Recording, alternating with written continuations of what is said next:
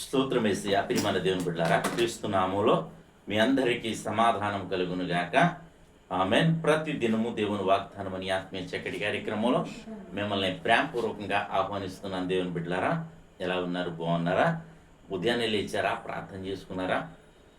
కాసేపైనా చదువుకున్నారని నేను మిమ్మల్ని అడుగుతున్నాను. దేవుని వాక్యాన్ని మరి ఈ దినం విశ్రాంతి దినం కనుక ఎంతమంది గుర్తుంది ఈ దినం మరి దేవుని సన్నిధికి వెళ్ళాలని మరి అనేక పనులు పెట్టుకుని మరి దేవునికి దూరంగా నువ్వు జీవిస్తున్నావేమో. ప్రభు నీతో మాట్లాడుతున్నాడు. నీవు దేవుని దగ్గరగా కావాలని, దేవుని సన్నిధికి రావాలని మరి ఈ సందేశం ద్వారా దేవుడు నీకు తెలియజేస్తున్నాడు. అలాగే మరి ప్రతి దినము దేవుని వాగ్దానం అనే ఆత్మీయ చక్కటి కార్యక్రమంలో మన వాక్యాన్ని చదువుతున్నాను.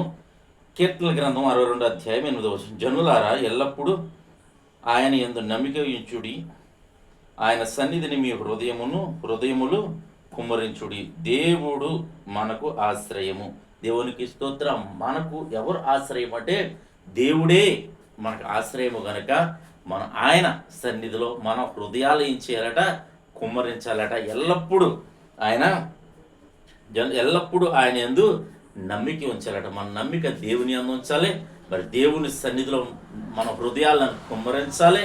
అలాగే మరి ఆయనను మనం ఆశ్రయించాలని దేవుని వాక్యం సెలవిస్తుంది కనుక ప్రతి ఒక్కరూ ఈ వాక్యాన్ని బట్టి తెలుసుకోవాల్సింది ఏంటంటే మరి మనకు ఆధారము, ఆశ్రయం మరి ఏదీ లేదు ఆయన తప్ప అని మరి గుర్తెరిగి దేవుని సన్నిధికి వచ్చి మరి దేవుని స్తుతించి ఘనపరిచి మరి ఆయనను మరి ఆయన యందు నువ్వు ఆనందిస్తే దేవుడు మరి నిన్ను మరి దీవిస్తాడని నీకు తెలియచేస్తూ నీ వ్యాధి, బాధలు, శోధనలు అన్నీ కూడా పక్కన పెట్టి అవన్నిటిని దేవుడు తొలగించబోతున్నాడని తెలియచేస్తూ దేవుడి మాటలు దీవించునుగాక.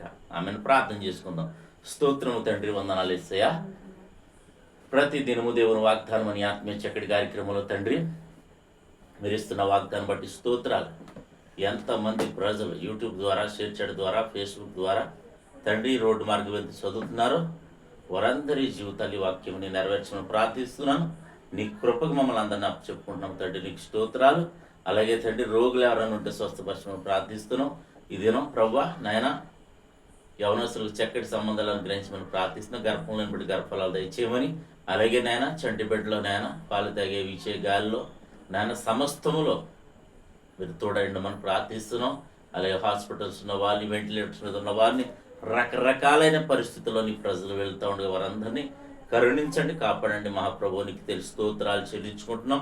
అలాగే తండ్రి ఈ దినం మా గ్రామాన్ని, మా రాష్ట్ర మా దేశాన్ని కాపాడడం, ఎక్కడ ఆరాధనలు జరుగుతున్నాయో ప్రతి చోట నీ సన్నిధి దిగి వచ్చినట్లు కాపుదల దయచేయండి.